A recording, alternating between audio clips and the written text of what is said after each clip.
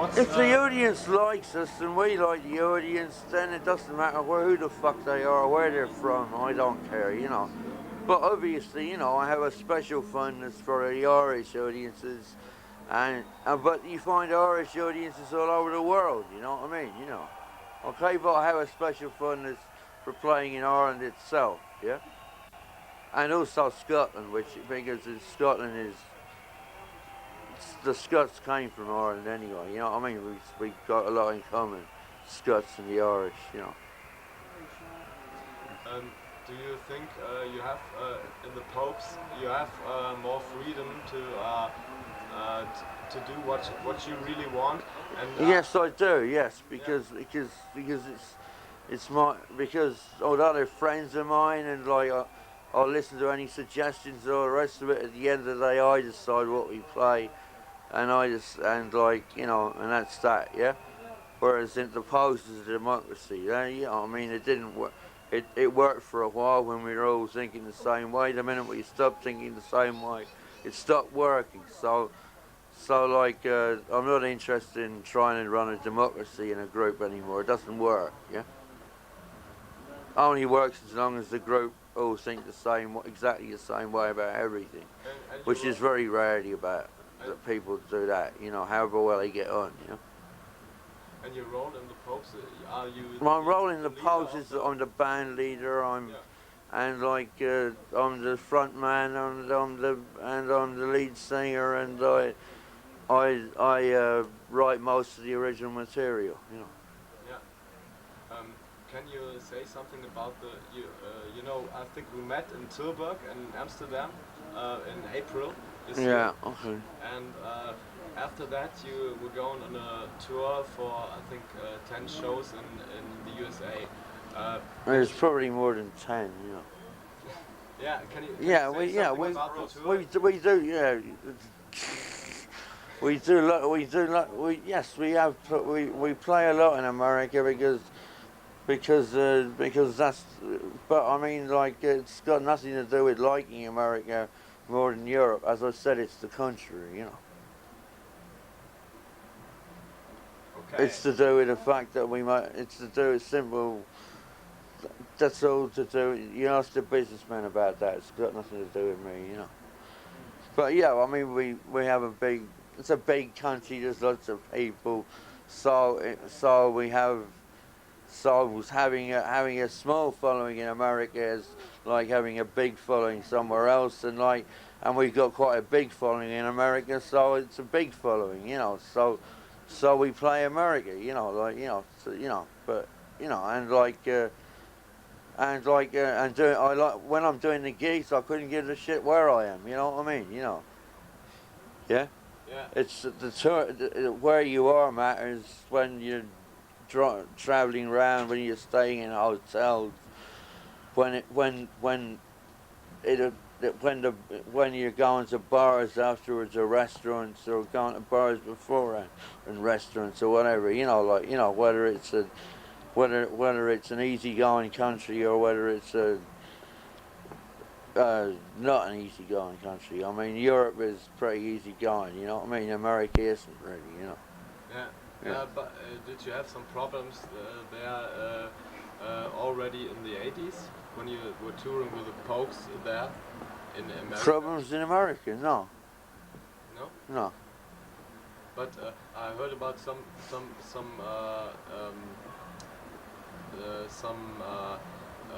days when you had concerts over there and they wouldn't let you on the plane or stuff like that. Why did that happen? I mean, this happens to that happens in all over the place. Not just to me. It happens to bands, all bands. It's like they tend to take it to be prejudiced against you because you're a band on a plane, like, you know what I mean, and like you have to behave yourself really well, you know what I mean, like, you know, and even if you do, like, it's still like the captain's decision to throw you off. If he just doesn't like the look of you, he can throw you off the plane. There's nothing he can do about it, yeah. But it hasn't happened particularly that much to us. I'm not throwing that away, sorry. It hasn't happened particularly to us much, no. No. I mean, we don't get on planes and fucking fuck around and raise hell, you know. Like we don't get on the hotels and throw televisions out of windows, you know. We're not one of those bands, you know. We're a bit more grown up than that, you know. Yeah. Yeah. But we just like having a quiet drink, you know. Yeah. There's one thing, very particular thing about one song, about the old. The old main drag. I always thought about that song. It was kind of like. I thought it was influenced by Charles Dickens, by the Oliver Twist story or something like that. No, it's influenced by my experiences in London in the late '70s, like when the pig. It's about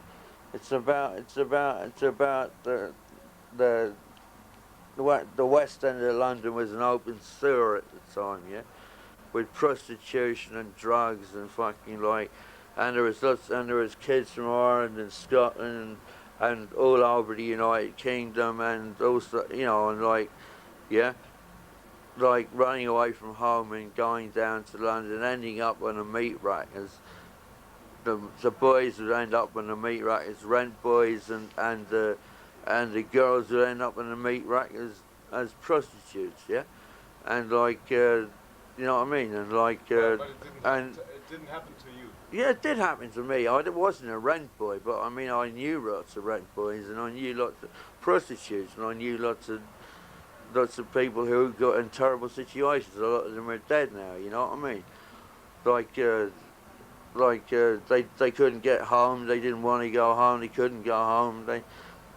All they could do was keep body and soul together, and most of them, a lot of them ended up being drug addicts and the rest of it. The song states it fairly clearly what it's about, you know, doesn't it? Yeah. It isn't influenced by Charles Dickens, no, but I mean, it is true. It is true. You got a point. London hasn't changed much since Charles Dickens' time in that way, you know. Like if you it's the last place you want to fucking go if you run away from home and you know you want to have a good time, you know what I mean? You know, don't go to London looking for a fucking for anybody to give you anything free except a kicking, you know. Well, I mean, in lots of your songs, you mentioned London as a really bad place, and I just well, I didn't. I didn't have. It's for at night. The nightlife was good if you had money. If you didn't have money, it depended whether you were working and whether you weren't. You know, that's what the whole main drag's about. It's about somebody has to spend their whole time fucking saying their arse down a dilly. You know, just to fucking stay in warm and get drinks and get food and get pills, you know, like just to make life bearable, yeah. And like that's the stuff. And like London can be a bloody. All cities can be like that, you know what I mean. But London is, you know, my experience was of London, so like I wrote it about London, you know. And Charles Dickens' experience was of London, so he wrote it about London. Well, it's quite, you know, there's some. I mean, Dublin isn't a very nice place these days either, you know, like, you know. In fact, you know, I mean, everything depends on where. To be quite honest, like, nowhere is a nice place if you haven't got any money, you know. Well, how much time nowadays do you spend in Dublin? I spend as little as possible. Yes. Yeah, I mean, it depends on the part of Dublin. Some parts of Dublin are still fine, but the centre of Dublin has gone like very like the old main drag, you know, like London was in the '70s. You know what I mean? It's gone very. It's become a bit of a shithole, you know.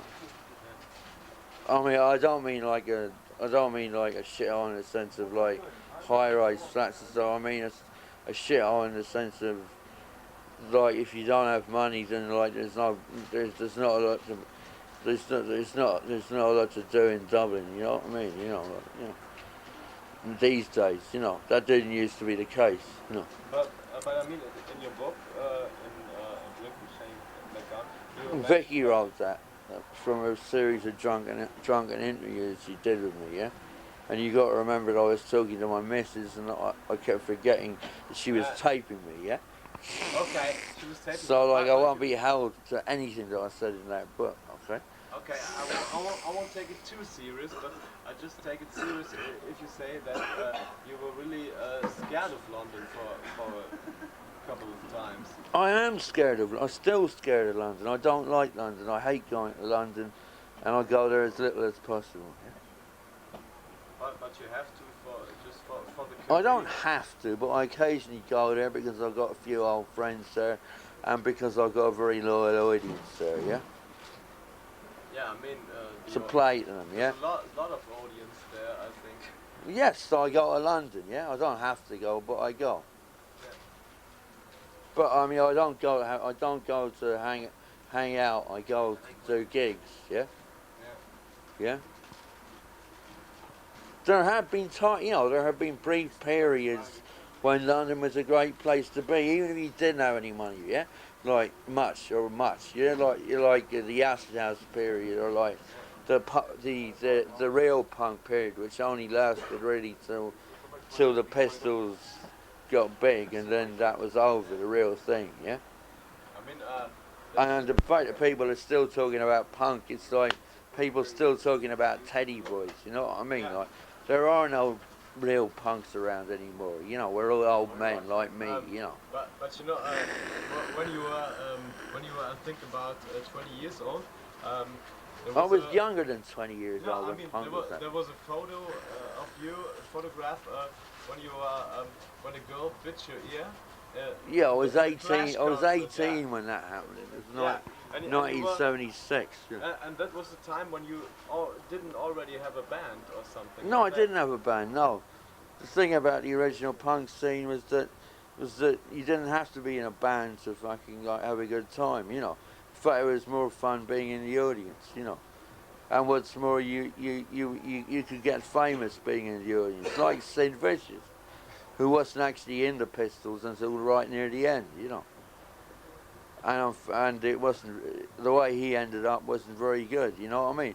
And the way a lot of those people who got famous by being punks in London ended up wasn't very good, I'm lucky, I'm glad I'm still alive, and I'm glad that I got out of it in time, Yeah, but I mean,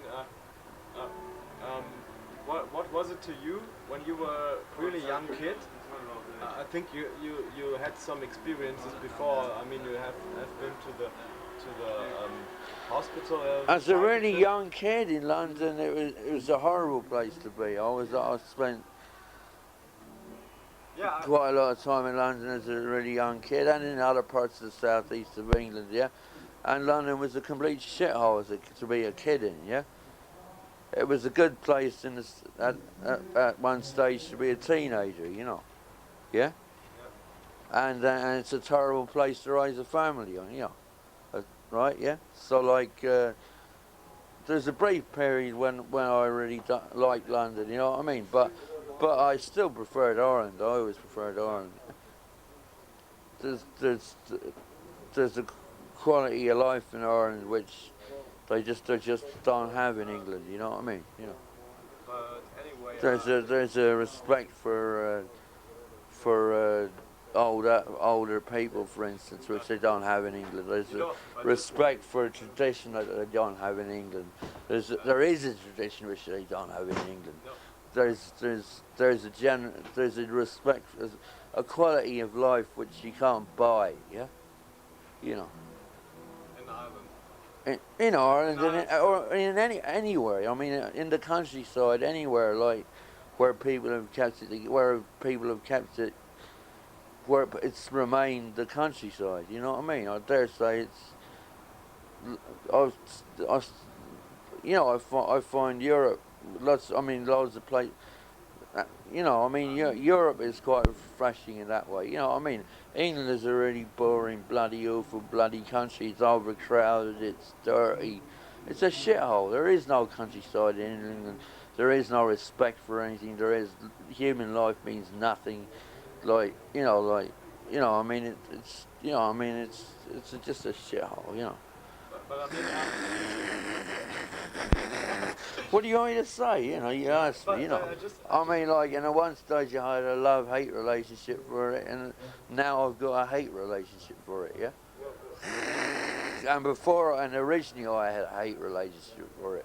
For a very brief period I had a love-hate relationship for it, yeah? But as my songs might have, if you know, as you said, in my songs I don't have much good to say about London, you know.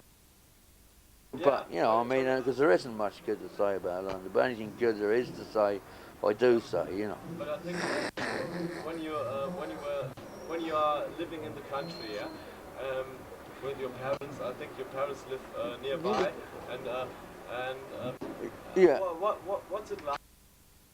Even if your parents are dead, you know what I mean? You've got family, you've got friends, you've got people you've known all your life. You've got roots. You've got, you know, yeah.